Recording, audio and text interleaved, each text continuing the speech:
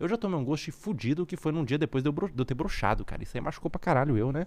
Porque eu saí com a menina, eu gostava pra caramba dela e até hoje eu tô machucado com isso, cara. Até hoje eu tô machucado com isso e eu sei que machuca, né? Eu saí com a menina, era apaixonado nela, foi a primeira vez que eu saí.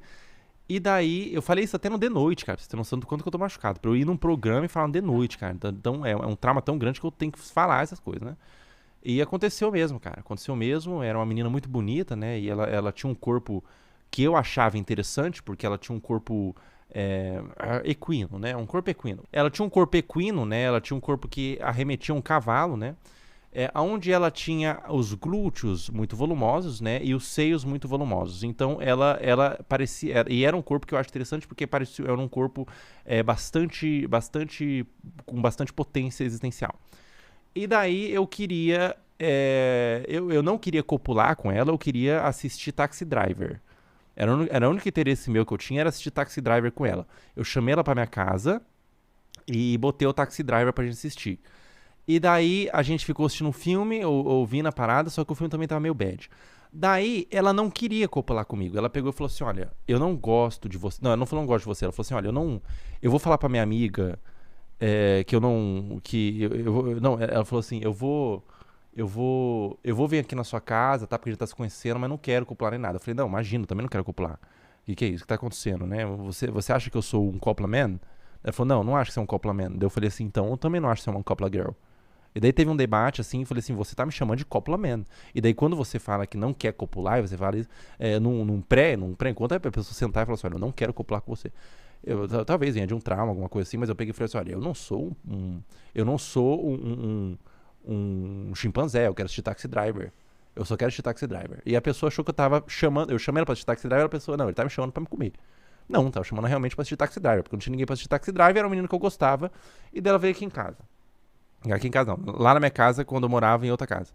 E daí, no momento que eu estava assistindo Taxi Driver, ela começou a tocar nas minhas mãos e rolou, não era nem pra rolar, mas rolou um selo, rolou um pequeno selo com os nossos lábios. E daí teve toda uma transmutação labial, onde teve sim língua, e daí e daí a gente teve sim, um beijo. E daí daí eu comecei a manipular os seios dela. Eu não vou falar o nome, pelo amor de Deus, né? Mas eu comecei a manipular os seios dela com as minhas mãos e daí em um dado momento eu percebi que eu iria talvez realizar a cópula. Eu não estava preparado para isso. O táxi dela estava rolando, eu queria que o filme terminasse. Mas ela não queria que o filme terminasse, ela queria que eu terminasse. Com leite. E daí eu comecei a manipular os seios delas. E em um dado momento eu coloquei sim as minhas mãos longelíneas, né? As minhas mãos longelíneas dentro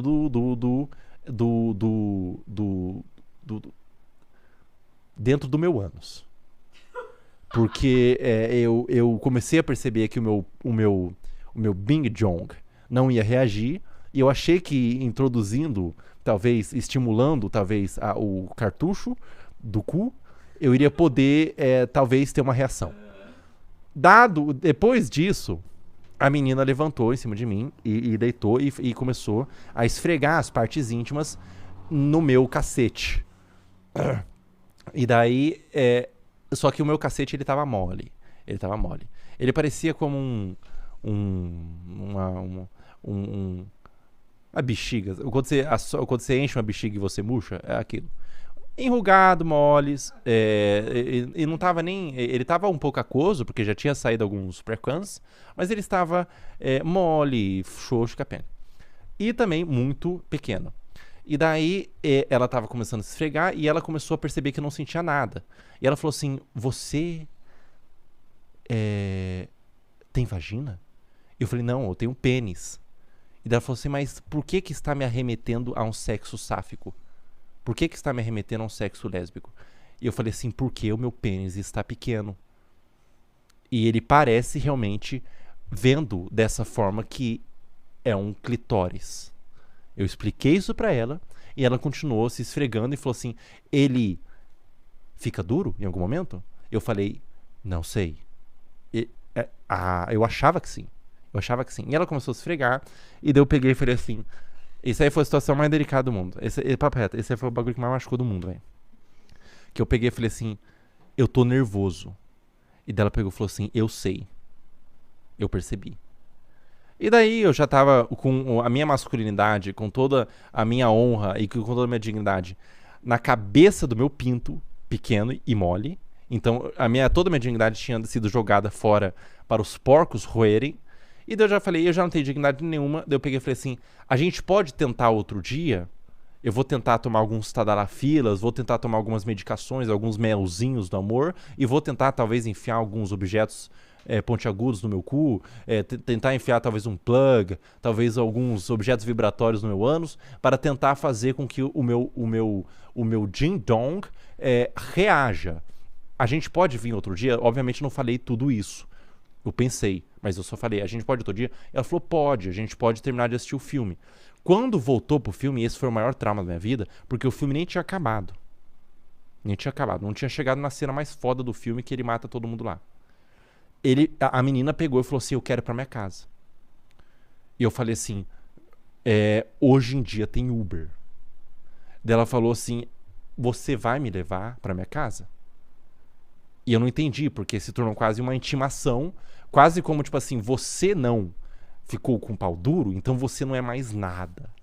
Você agora é um serviçal imundo, lixo, pior do que tudo. Agora você se tornou um taxista, você se tornou um provedor, você se tornou um garçom, você se tornou um serviçal completo. Daí eu falei, intimidado, eu peguei e falei, tá, eu vou levar você na minha casa, na sua casa. E ela chegou com a educação, ela pegou e falou assim, olha, quando você voltar, você avise que você voltou. Eu cheguei na minha casa e falei assim, oi, eu mandei mensagem, oi, eu voltei. E eu tava ainda com o pênis mole, não vou mentir não. Em nenhum momento do trajeto meu pênis ficou duro. Eu falei, eu voltei. Com o pênis mole eu digitando, com o pênis mole. Não com o pênis, eu digitei com os dedos, mas o meu pênis estava mole enquanto eu estava digitando com os dedos. E daí aconteceu uma coisa, a foto dela tinha sido transferida. Ela deixou de ser a foto dela e se tornou um boneco branco. E o nome dela continuou, mas a minha mensagem não vinha mais de 2 trapos. Eu entendi ali que eu tinha sido bloqueado. Eu entendi ali. Depois disso, foi um trauma fudido pra mim, foi um ghosting, né? Porque eu brochei, eu tomei um ghosting, né? Eu comecei a entender o papel do homem não é só...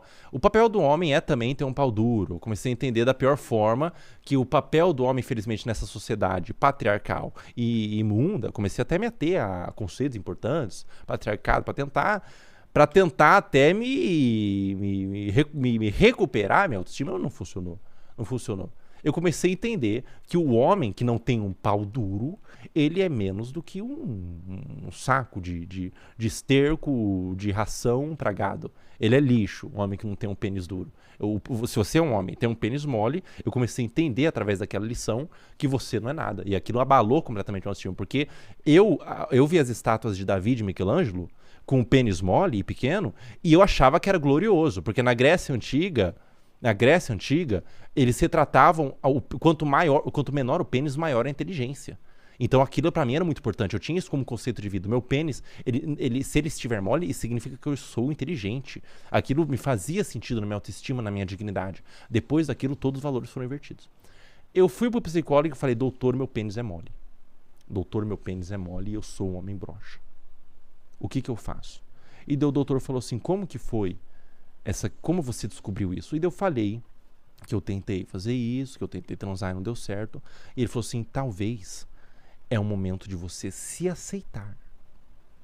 Um momento de você conhecer a si próprio e aceitar que talvez você é um homem com síndrome de Klinefelter.